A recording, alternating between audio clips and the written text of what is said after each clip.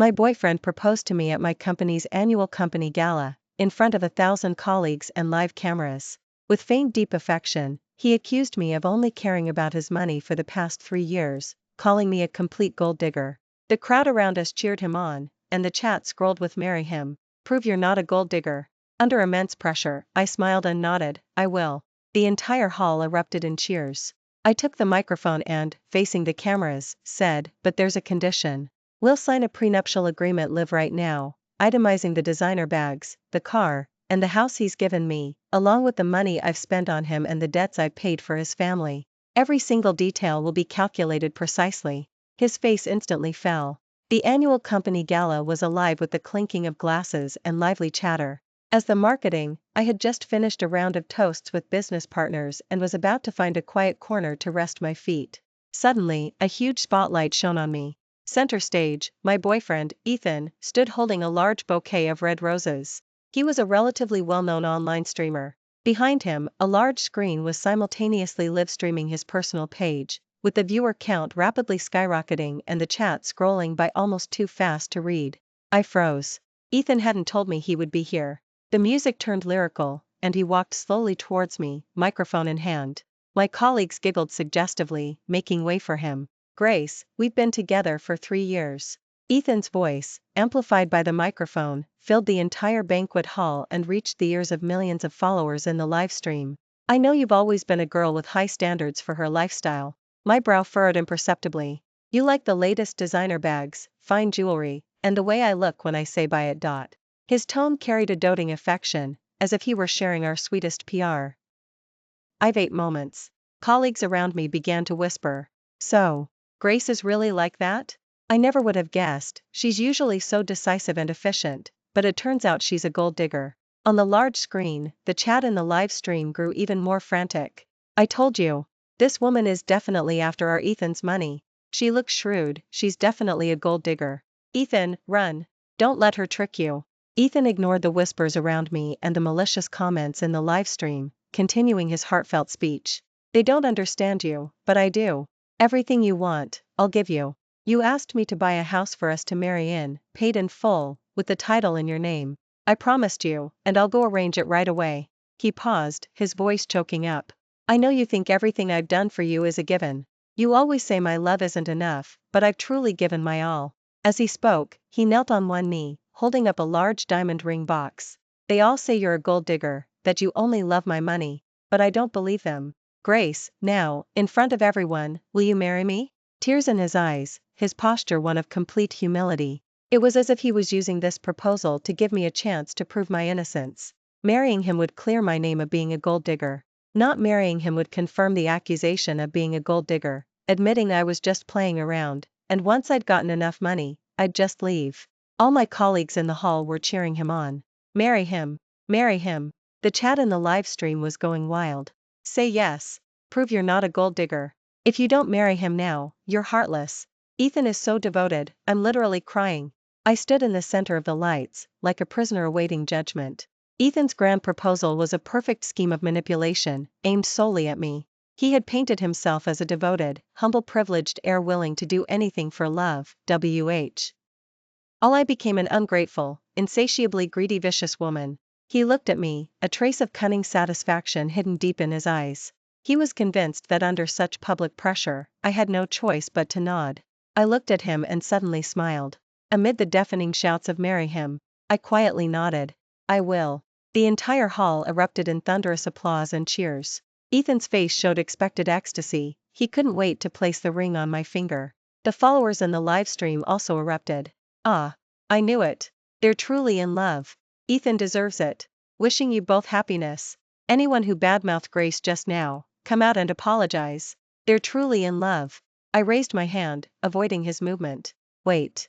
Ethan's movement stiffened. The entire hall instantly fell silent, everyone staring at me.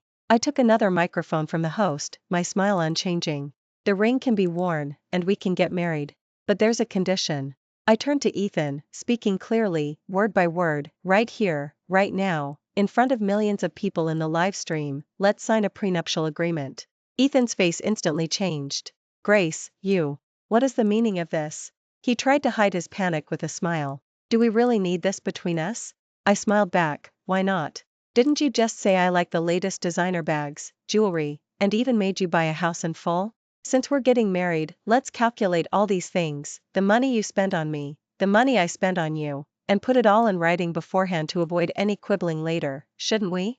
My words were open and reasonable, but beads of cold sweat were already forming on Ethan's forehead. Grace, stop messing around, everyone's watching. He lowered his voice, his tone carrying a hint of warning. I acted as if I hadn't understood. How is this messing around? I think it's very necessary.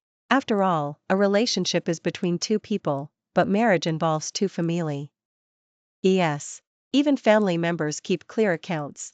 I took out my phone from my clutch bag and opened my notes app. It was something I had prepared a long time ago, originally intending to use it to have an amicable breakup with him. Unexpectedly, it came in handy today. Come on, Ethan, let's calculate these relationship finances. Don't worry, I have a very good memory, I won't miss a single item. I pointed my phone screen at the nearest camera lens, making sure everyone, especially the viewers in the live stream, could see clearly. We've been together for 3 years and 4 months. During this time, you gave me an LV bag, official price 21,000 yuan. A Gucci wallet, 8,000 yuan. And some miscellaneous jewelry, let's say 50,000 yuan in total. Oh, and right, a used BMW Mini you said was for my use, market price 200,000 yuan. Total, 279,000 yuan. I finished reading and looked at Ethan. Am I right about that? Ethan's face had gone somewhat pale, and he forced a smile. Grace, how can we be so precise about things between us? I willingly gave them to you. The tone in the live stream chat began to shift again. Holy crap, she really is a gold digger, calculating everything so precisely? Over 200,000 yuan. Most people can't earn that in a lifetime. Ethan was so good to her. I ignored them and continued, don't rush, yours are done, now it's time to count mine. I scrolled my phone screen and cleared my throat. 2 years ago, your mother was addicted to online gambling and owed 500,000 yuan. You called me in tears, saying loan sharks were threatening to chop off her hands. That 500,000 yuan was transferred by me to you. The moment I finished speaking, Ethan immediately retorted. I borrowed that from you. I'll pay it back. Okay, let's count it as a loan. I nodded and continued. Last year, your brother was getting married, and his fiancée demanded a house in the sea. Ity. Your parents couldn't afford the down payment, and you came to me in tears again. You said your brother was the only heir in your family, and if he couldn't get married, your mother would jump off a building. The down payment of 600,000 yuan was also paid by me. And, a year ago, you said you didn't want to work for others and wanted to start your own media company. Registering the company, leasing a venue, purchasing equipment, and initial operations, a total of 880,000 yuan, I transferred that to you in a lump sum from my personal account. With each item I listed, Ethan's face grew a shade paler. In the banquet hall, there was pin-drop silence. All my colleagues looked at us with shocked and complex expressions. On the large screen, the chat in the live stream paused for a moment. Then, there was an even more furious eruption. 500,000 in gambling debts? 600,000 for a down payment? 880,000 for a startup? Did I hear that right? That's almost 2 million yuan. Who the hell is the gold digger here? I looked up, directly into Ethan's now evasive eyes. Ethan, when do you plan to pay back this money? Wasn't that given to me willingly by you? Ethan finally ripped off his facade of devotion, retorting with a sharp voice. You paid my mom's gambling debts and bought my brother's house because you said we'd eventually be family, and your money was my money. You invested in my startup because you said you believed in my abilities and that I would definitely succeed. Grace, now you're using these gifts of love to attack me, what are you trying to do? He turned the tables on me, completely absolving himself. He defined all my contributions as willing gifts. In the live stream, his loyal followers immediately found a new point of attack. Exactly. Gifts and loans are two different things, okay? R said they were gifts of love, this woman is bringing them up now to ruin Ethan. Right? What a vicious woman. Breakup is one thing, but she has to trash him too. I looked at Ethan's exasperated face, not surprised in the least. I knew he would say that. Gifts of love? I scoffed and pressed a few buttons on my phone. The next second, an audio clip played through the microphone, echoing throughout the banquet hall. It was Ethan's voice, tearful, humble, and helpless. Grace, I beg you, please help me one last time.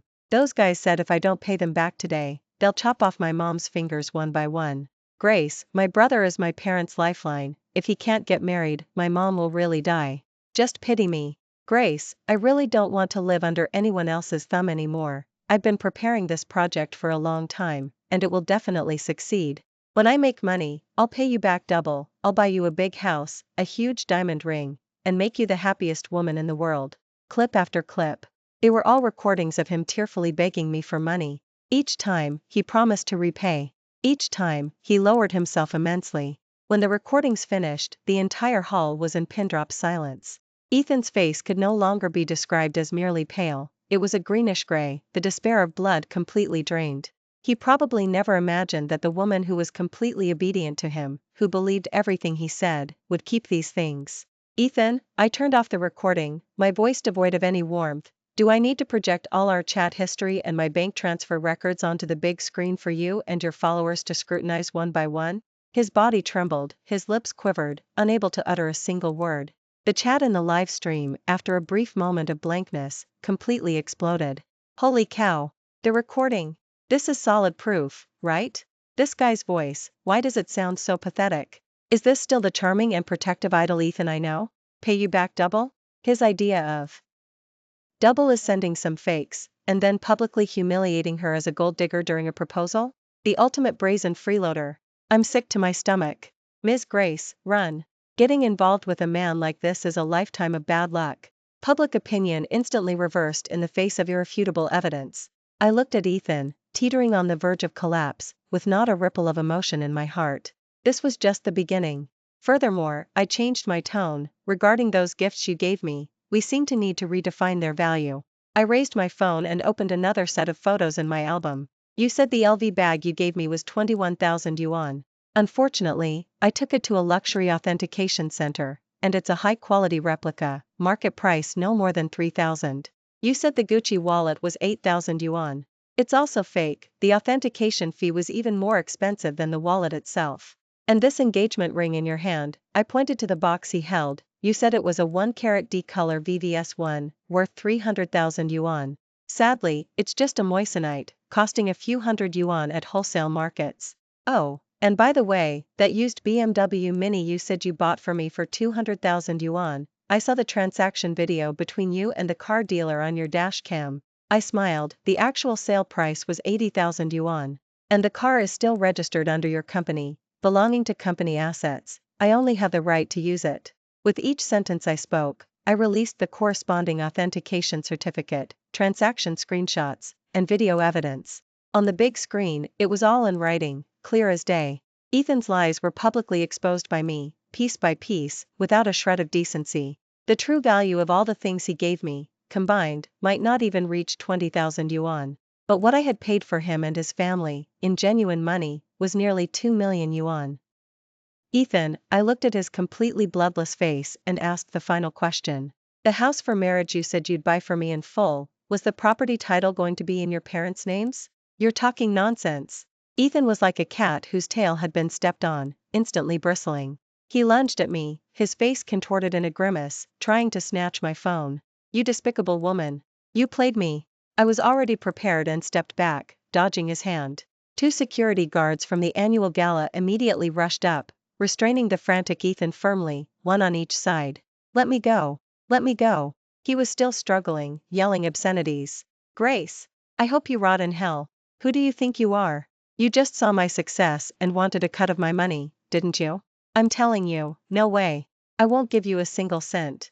That money was given willingly. You deserve this. His hysterical appearance was a complete contrast to the devoted way he had proposed just moments before. His followers in the live stream were probably seeing their idol's completely unhinged side for the first time. The chat was filled with words like unfollowed, disgusting, and persona shattered. He was completely finished. I watched him coldly, as if watching a pathetic clown. Just then, a steady and authoritative voice came from the side of the stage. Thank you, Mr. Taylor, for such a wonderful performance at our company's annual gala. My brother, Michael, our company's CEO, slowly walked onto the stage. He was wearing a well-tailored black suit, exuding a powerful aura. He walked up to me, naturally took the microphone from my hand, and gently patted my shoulder with his other hand. Mr. Taylor might not be aware, but our company's security system is connected to the police database. Michael's gaze swept over Ethan, who was being restrained by the security guards, his tone flat but carrying undeniable deterrence. Your public physical assault and threats on our company's premises already constitute disturbing the peace and provoking trouble.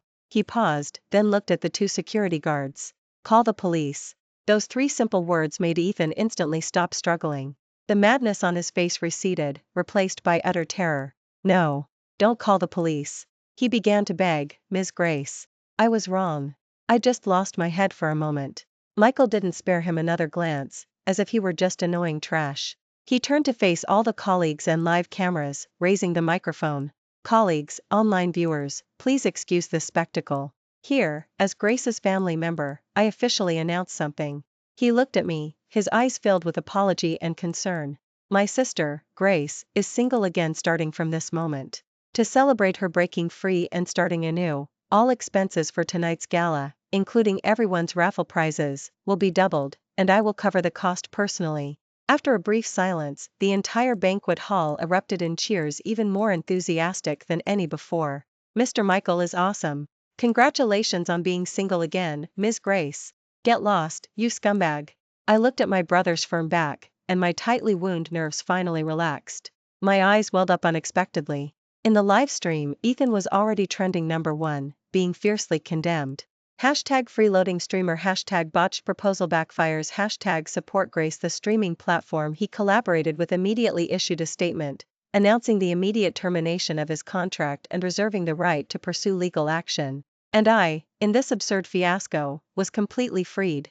When was taken away by the police, he kept looking back at me, unwilling to give up. His eyes were filled with venom and resentment. I knew he wouldn't let things go. But I was no longer afraid. The day after the annual company gala, I received a call from Ethan's lawyer. The lawyer was polite in words, but the core message was clear. Ethan admitted the M.O. Nay was a loan, but he was currently unable to repay it.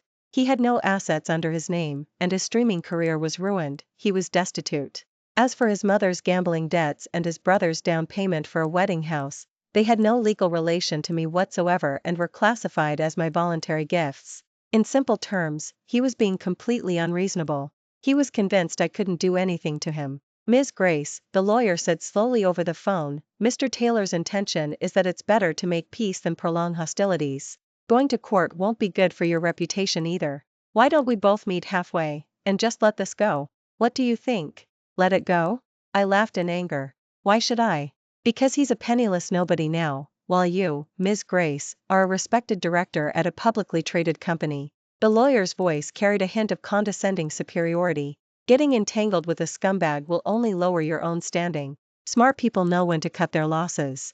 You mean, I should just consider these 2 million yuan as money thrown to the dogs? Ms. Grace can understand it that way. What if I don't agree? The other end of the line was silent for a few seconds.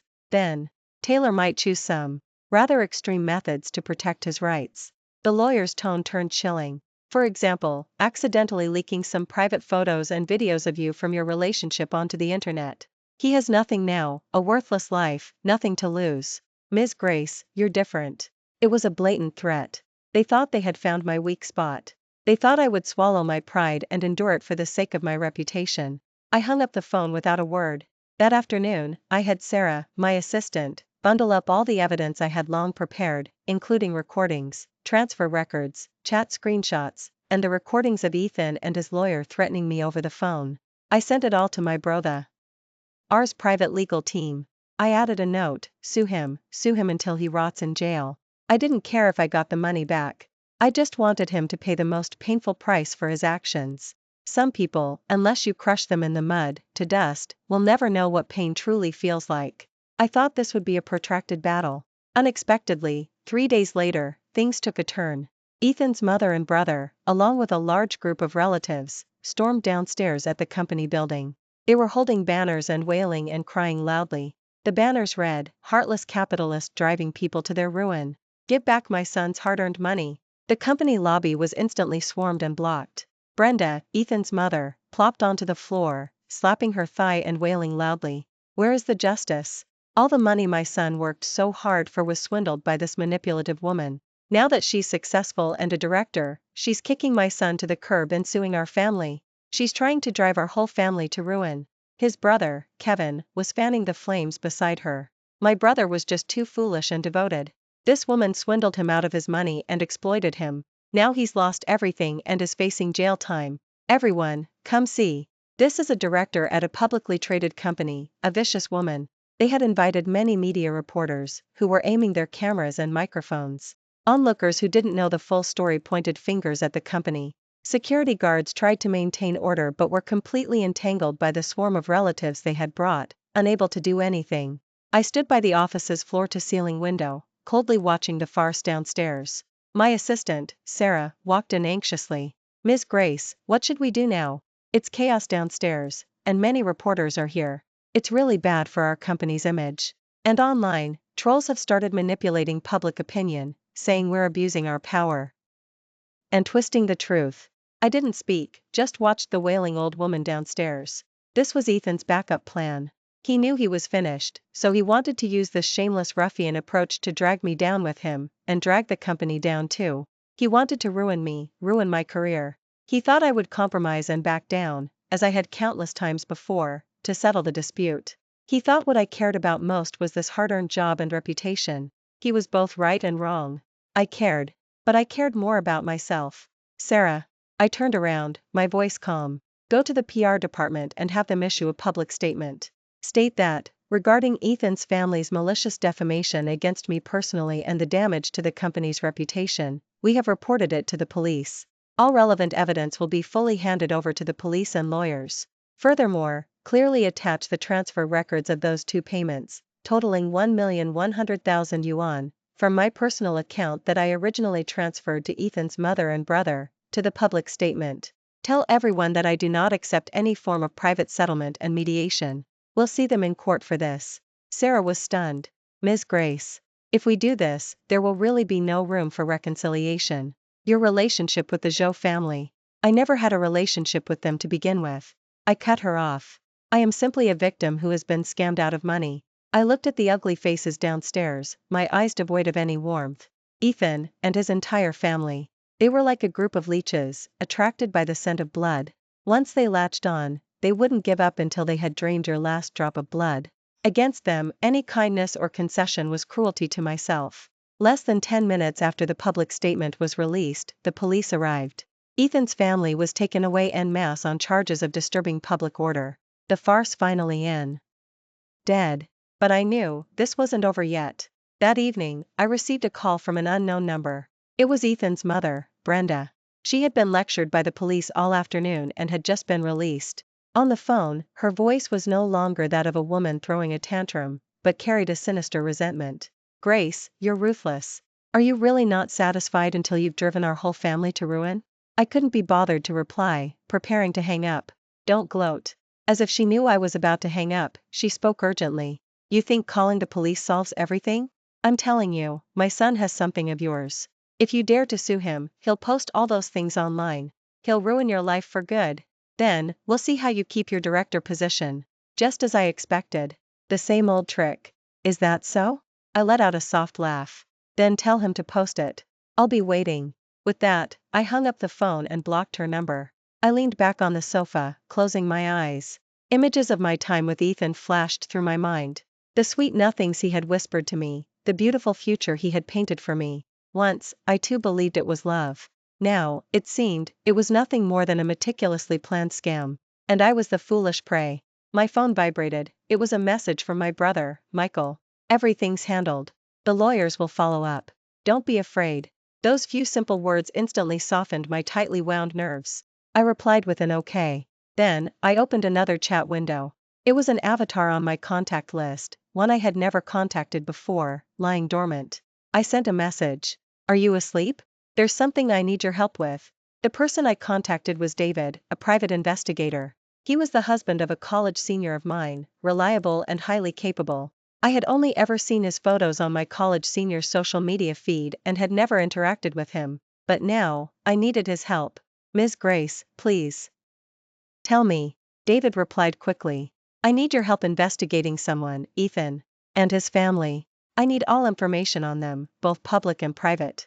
The more detailed, the better. Especially those so-called private photos and videos he's threatening me with. I need you to find the source and permanently destroy them. On the other end of the line, David was silent for a moment. Ms. Grace, this request might involve some illegal means, and the cost would be quite high. Money is not an issue. I interrupted him. I just want results. Okay. David agreed readily. Give me 3 days. The next 3 days passed calmly and quietly. Ethan and his family seemed to have vanished, no longer bothering me. The negative comments about me online were thoroughly handled by the company's PR team. Everything seemed to be back on track. I went to work as usual, attended meetings, and handled projects. My colleagues' gazes towards me had shifted from initial gossip and sympathy to respect and admiration. They probably never expected me to handle this matter with such calmness and resolve. Only I knew that my inner world was far from as peaceful as it seemed on the surface. That ticking time bomb had not yet been defused. I didn't know when Ethan would release those things. Nor did I know what kind of devastating blow their exposure would bring me. All I could do was wait. Wait for David's news, and wait for Ethan's next move.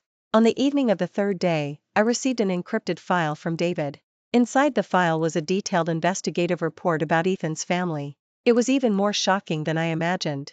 Ethan, whose real name is Ethan, his so-called scholarly family background was actually from the rural outskirts. His father was a construction contractor in his early years, making some money, but later, due to cutting corners and using inferior materials, he caused a death, lost all his family's assets, and spent several years in prison. His mother, Br. Enda, was afflicted with a chronic gambling addiction. She not only squandered all the family's savings but also amassed massive debts to loan sharks. His precious younger brother, Kevin, was idle and irresponsible. Fighting was common for him, and 2 years ago he was even detained for public indecency. The whole family was rotten to the core, and himself had a long history of misconduct. He was expelled from high school for peeking into the women's restroom and later obtained a diploma from a diploma mill. His privileged air persona was entirely based on packaging and boasting. Most of the money he earned from streaming went to fill his family's bottomless pit, the rest he used to buy high-quality replicas and maintain appearances for himself. The report included a large amount of evidence, including his family's criminal records, recorded interviews with neighbors, and even photos of him and his brother, Kevin, participating in group activities. The scale of it was shocking and inappropriate. At the end of the report were the findings regarding those private photos.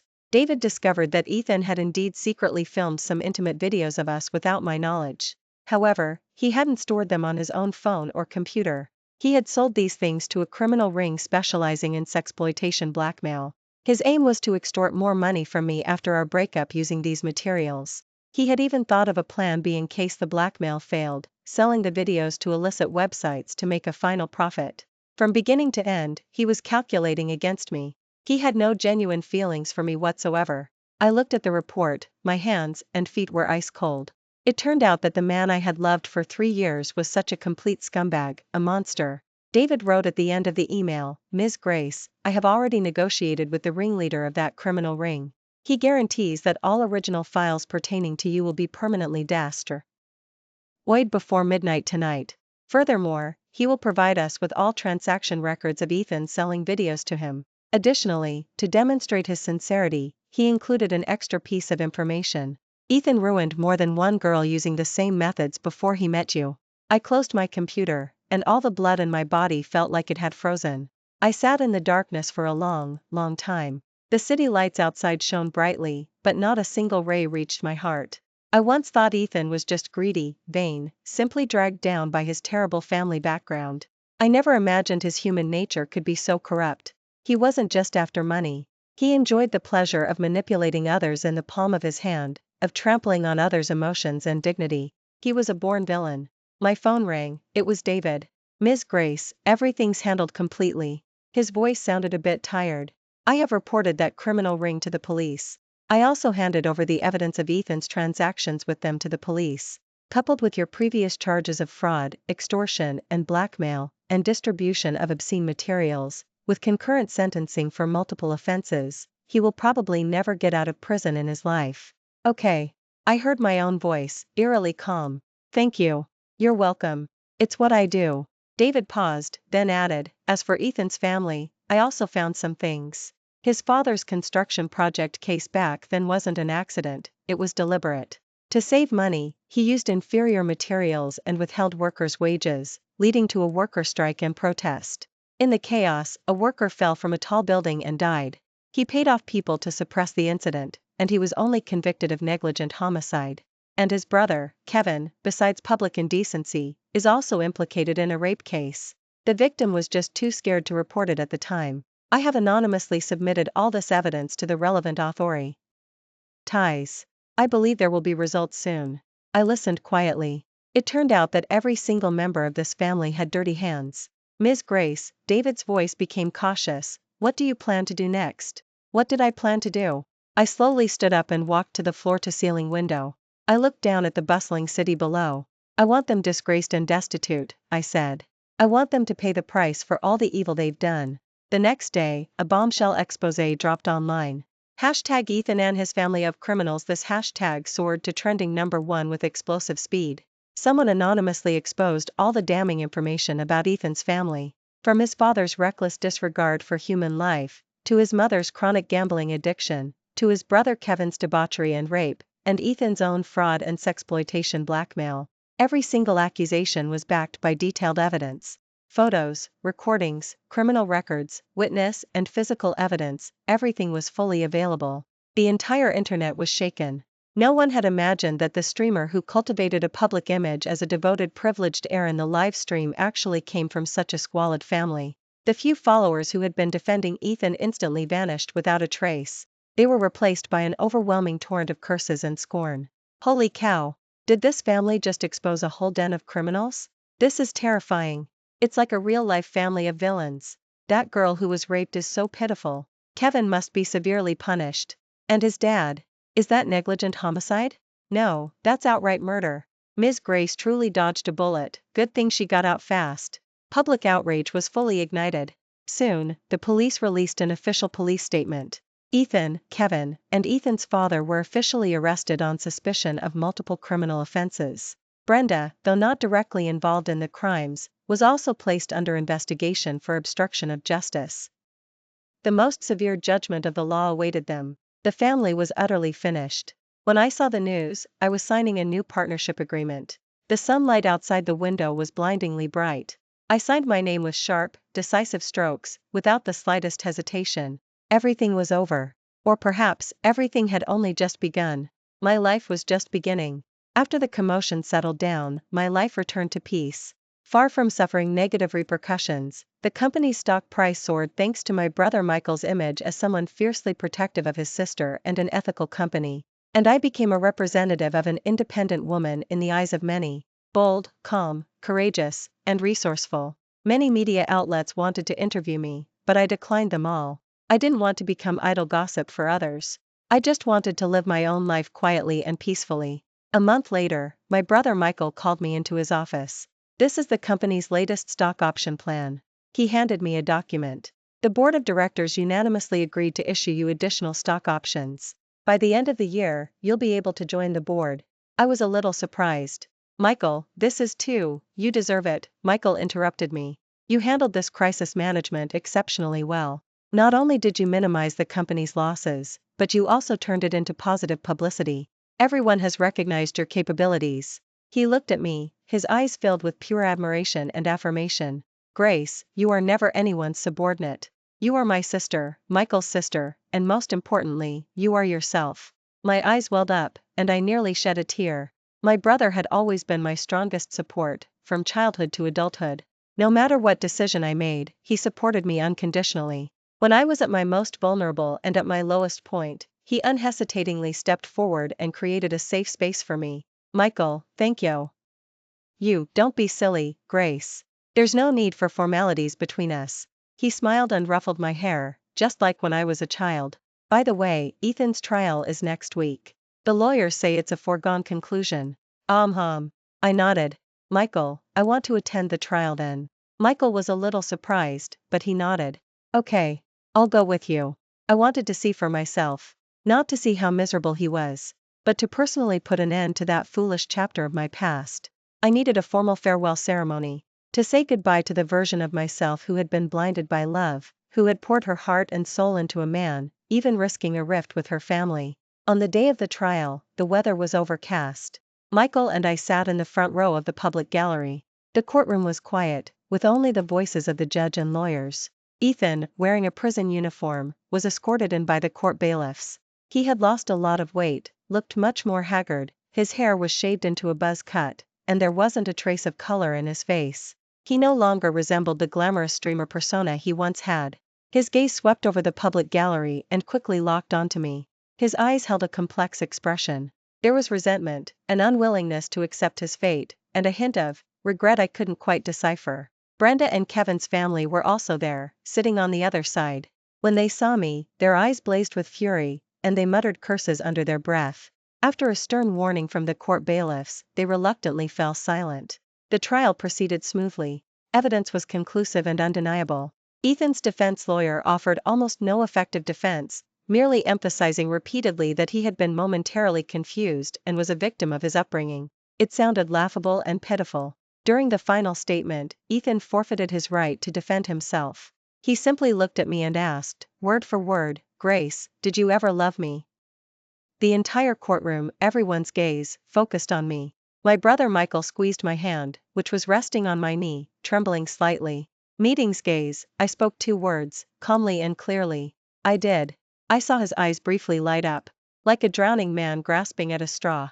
But, I continued, from the moment you attempted to manipulate public opinion and ruin my reputation at the annual company gala, in front of everyone, I stopped loving you.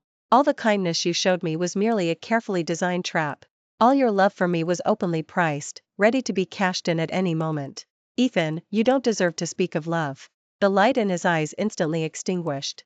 He lowered his head, his shoulders slumped, like an empty shell from which the soul had been drained.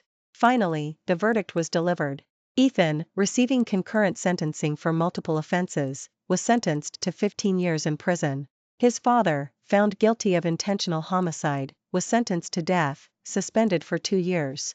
His brother Kevin, found guilty of rape and public indecency, was sentenced to 12 years in prison. Brenda, for obstruction of justice, was sentenced to 3 years in prison. The entire family, all together, would spend the rest of their lives behind bars. The dust had settled. When I walked out of the courthouse, the sky had cleared. Sunlight pierced through the clouds, falling on me, warm and comforting. I took a deep breath, feeling a heavy stone that had weighed on my chest for a long time finally being completely lifted. Michael, let's go for a celebratory spicy meal, I said to Michael. The spiciest kind. Okay, Michael said with a smile. My treat today. You can eat whatever you want. I smiled.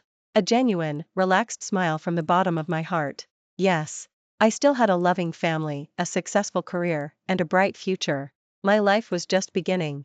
As for those scumbags and their rotten deeds, let them rot in the past forever. Life had fully returned to normal, even better than before. I devoted myself entirely to work, leading the marketing department to secure several major projects, and our performance skyrocketed. By the end of the year, I successfully joined the company's board of directors, becoming the youngest female director. My brother Michael praised me to everyone he met, calling me his pride. My parents were completely at ease, no longer pressuring me to find a partner and get married, simply saying that my happiness was all that mattered. Occasionally, I would hear some updates about Ethan's family from David. Ethan's father, unable to cope with the pressure in prison, suffered a sudden cerebral hemorrhage and became paralyzed. Brenda couldn't bear the blow and suffered a mental breakdown, alternately crying and laughing, completely deranged in prison every day. Kevin, refusing to follow rules in prison, got into a fight and had a leg broken, being left with a permanent limp. As for Ethan, he was reportedly behaving well inside, writing letters every day, addressed to me, one after another, expressing his remorse, his love, begging for my forgiveness. David didn't show me any of those letters, he disposed of them all. He said they would taint my sight. I offered no comment. Forgiveness? Why should I forgive him? Not kicking him while he was down at his lowest point was already my greatest act of mercy. Some wounds, once inflicted, can never be undone. Some mistakes, once made, must be paid for with a lifetime. This was his deserved retribution. A year later, the company organized a team-building retreat on a tropical island. I lay on a beach chair, wearing a bikini, sipping chilled coconut water. Sun, sand, and waves. Everything was almost unbelievably perfect. Sarah, my assistant, ran over and excitedly handed me her phone. Ms. Grace, look. You're on Forbes. I took the phone. The screen displayed Forbes' newly released 30 Under 30 Asia list. My name and photo are prominently featured. The description highlighted my outstanding contributions to the company and the calmness and wisdom I displayed during that proposal fiasco. I had become a role model for many, especially young women. An independent woman who was not dependent on anyone, living beautifully through her own strength. I smiled and handed the phone back to Sarah. It's nothing special. I put down my coconut, took off my sandals, and walked barefoot towards the ocean. The seawater covered my ankles, cool and soothing. Step by step, I walked deeper into the sea. Suddenly, a sharp sting came from the sole of my foot. I looked down and saw a sharp seashell that had cut the sole of my foot. Blood spread in a small red cloud in the clear seawater. It stung a little, but I didn't frown, nor did I stop walking. I just stood quietly in the ocean, letting the waves wash over my wound. That tiny bit of pain soon went numb and faded away. Instead, there was an unprecedented sense of freedom and serenity. Wounds would heal, and scars would fade. Just like the wounds I had once endured. They reminded me of how foolish I once was and bore witness to how strong I had become. I smiled, facing the brilliant sun and the boundless ocean. In this life, I was finally living for myself. It felt wonderful.